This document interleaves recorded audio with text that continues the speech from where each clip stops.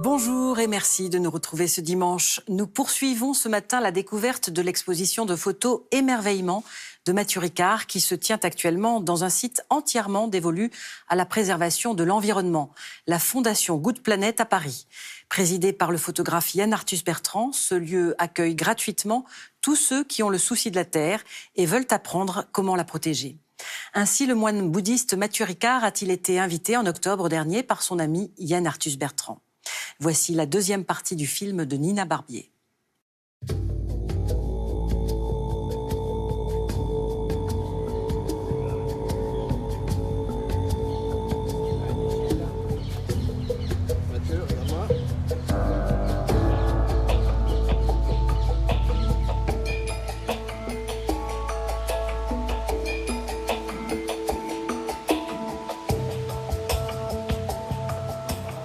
Mathieu Ricard est accueilli par Yann Arthus Bertrand, président de la Fondation Good Planet, à l'occasion de l'inauguration de son exposition photo Émerveillement et d'une conférence publique autour des enjeux liés à l'environnement.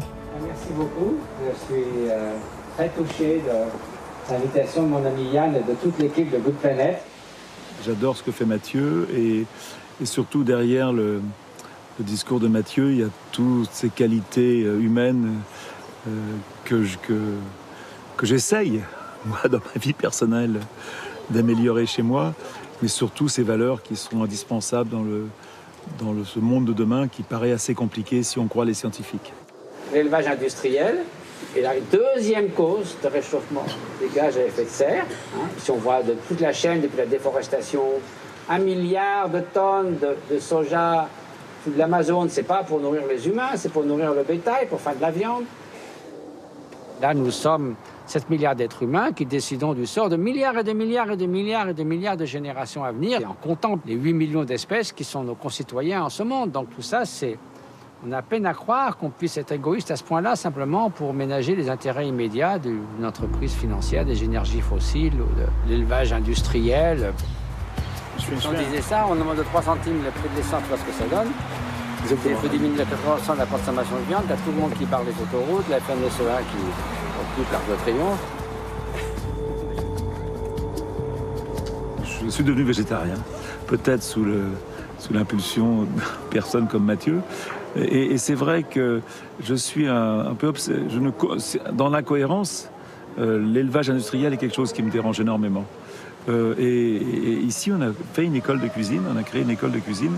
Justement, on apprend aux gens à consommer différemment, parce que l'agriculture est une des principales causes des émissions de gaz à effet de serre. Même si on ne prend pas la voiture, on doit manger tous les jours, on ne peut pas s'arrêter de manger. Donc manger d'une façon correcte et d'une façon responsable, ça me paraît la chose la plus simple. Donc c'est pour ça qu'on a fait une école et qu'on a monté une opération dans les écoles pour que les cantines soient avec une nourriture plus durable, une journée sans viande et moins de viande industrielle. Et la solution est en partie dans l'assiette, bien sûr.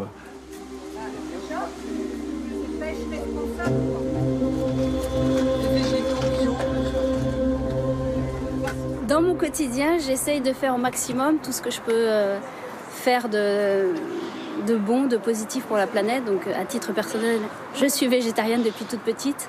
Ça, c'est un choix et en grandissant, j'ai vu que c'était aussi bon pour la planète, donc je suis très contente de mon choix. J'espère agir pour le bien de la planète à travers mes petites actions à mon échelle.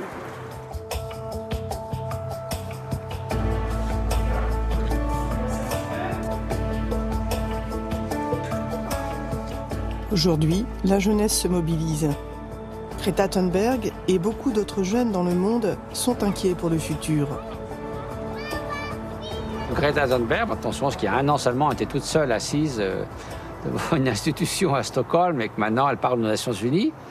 C'est vrai que quand elle dit au chef d'État, vous trahissez les générations à venir, c'est juste pile poil juste. Et elle dit, il faut écouter les scientifiques, écoutons-les. Pour parler de Greta, moi je suis un fan absolu parce que je pense qu'elle est extrêmement radicale, qu'elle a ce côté espèce d'intelligence, tu vois. Et puis elle n'est pas grise, c'est noir ou blanc. Et elle a complètement raison. Et elle nous fait honte. Moi, elle me fait honte parce que c'est comme une petite gamine de 16 ans qui nous raconte qu'on ne doit pas prendre l'avion alors qu'on le sait tous. Donc elle dit les choses qu'on sait tous. Et elle a réussi quelque chose que peu de gens ont réussi. Quel est le concept qui permettrait aux scientifiques qu'on n'écoute pas évidemment suffisamment, loin de là. Donc il faut quand même qu'ils puissent s'asseoir à la même table et que ce n'est pas un dialogue de sourds ou de schizophrènes. Donc ça, c'est ça. Le discours de Mathieu Ricard fait écho aux actions de la Fondation Good Planet, qui depuis 2009 œuvre à l'éveil des consciences d'un point de vue écologique, humain et solidaire. Toutes les générations sont concernées. Je me suis engagé personnellement, ça fait un peu plus de 10 ans que je m'engage dans les droits humains et dans l'écologie. J'ai même moi-même commencé en tant que bénévole. Pour moi, c'est très important parce qu'on est concerné en tant que génération future par ce qui va nous arriver demain et du devenir de la planète. Après, ce que je trouve très intéressant ici dans la Fondation Good Planet, c'est la pédagogie inversée. La pédagogie inversée, ça va être l'idée selon laquelle les enfants sont la porte d'entrée pour sensibiliser les parents et les plus âgés. Et c'est pour ça que la pédagogie inversée adressée à des très jeunes publics, y compris moi-même, est pour moi la plus intéressante.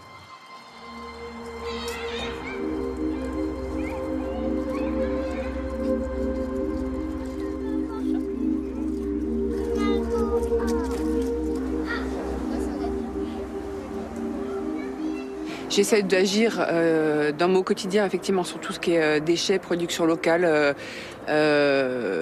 fruits et légumes bio, surtout travailler avec acheter sur des circuits courts, limiter l'avion, changer ma façon de me déplacer, en parler beaucoup avec mes enfants. Donc la partie éducation, elle me semble primordiale. Et c'est quelque chose qui, après, éduque, je pense, un peu mon regard. Donc maintenant...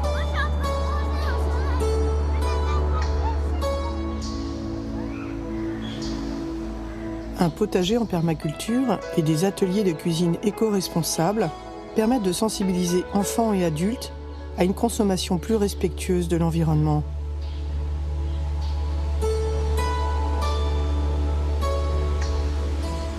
Alors je suis venu aujourd'hui parce que je soutiens tout le travail qui est fait par Good Planet. Yann Arthus Bertrand, son regard sur l'humanité, sur la nature, et il arrive à travers son approche d'artiste, à sensibiliser aussi toutes les générations, gratuitement, c'est ouvert.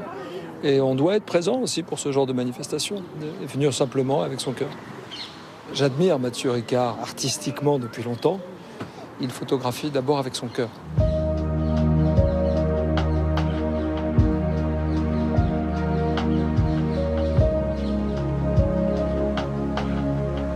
Pour Mathieu Ricard, la photographie est un moyen d'explorer notre paysage intérieur et de trouver un sentiment d'adéquation avec le monde.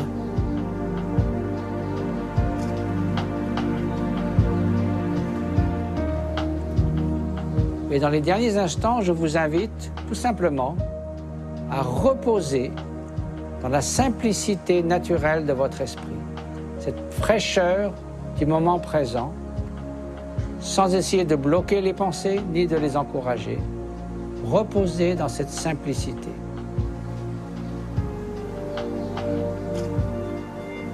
L'émission de la Fondation, c'est d'essayer d'amener de toutes les façons qu'on peut imaginer l'écologie humaniste au cœur des consciences. Donc un vaste programme, ça veut dire qu'on est ouvert à tous. Donc on va aussi bien faire des écoles bioclimatiques au Maroc, au Népal, on va aussi bien faire les compensations carbone solidaires.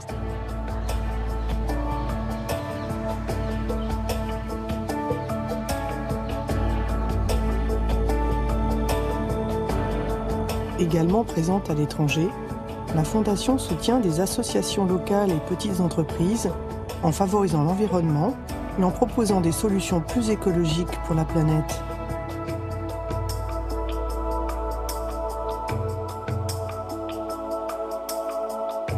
Alors c'est vrai que penser que l'ensemble de la nature et de l'univers en général est là à la disposition de l'homme, c'est une arrogance à peine imaginable et d'une grande violence, parce que du coup, on estime que tout ça est à notre disposition, ce qui touche au ridicule si l'on sait que voilà, la vie existe depuis 3,5 milliards d'années.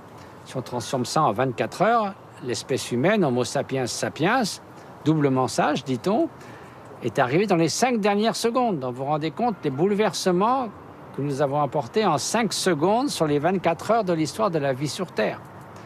Donc oui, l'espèce humaine va survivre sans doute, elle ne va pas s'éteindre d'un seul coup, c'est pas la fin du monde, mais il y aura des bouleversements au-delà de toute imagination. Ne serait-ce que 4 degrés, on sait que la planète sera méconnaissable par rapport à ce que nous connaissons aujourd'hui.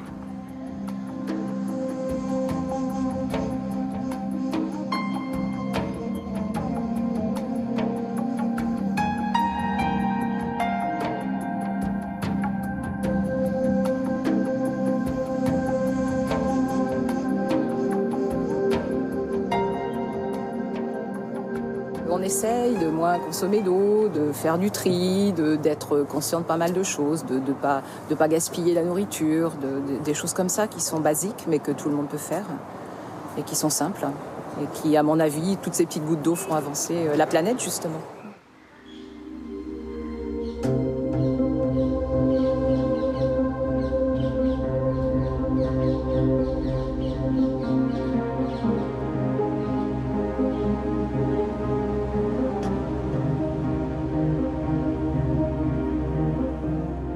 L'exposition de Mathieu Ricard, c'est à la fois une invitation au voyage à l'émerveillement, donc avec la beauté des paysages. Comme avec Yann Arthus Bertrand, on est ému, on est sensible aux paysages qu'on voit, qui nous donnent envie aussi de les préserver, de préserver la nature. Et le lien avec la sagesse et la méditation, c'est le pouvoir du moment présent, comprendre la nature qu'il y a autour de nous, celle qui nous fait du bien, et celle qu'on a envie de préserver en étant, en prenant cette conscience, si vous voulez, sur le monde qui nous entoure.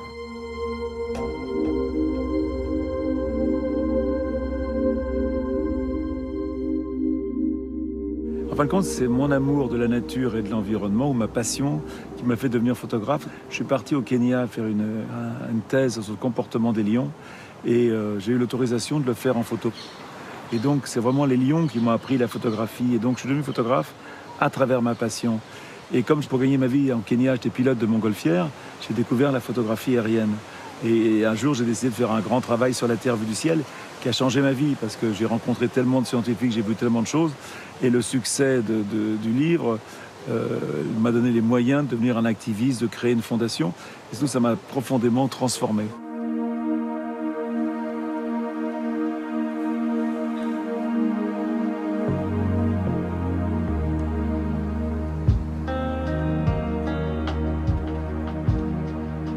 C'est pour moi le lien entre l'écologie, la solidarité, la nature, la sagesse et par la méditation qu'on peut comprendre beaucoup de ces enjeux écologiques.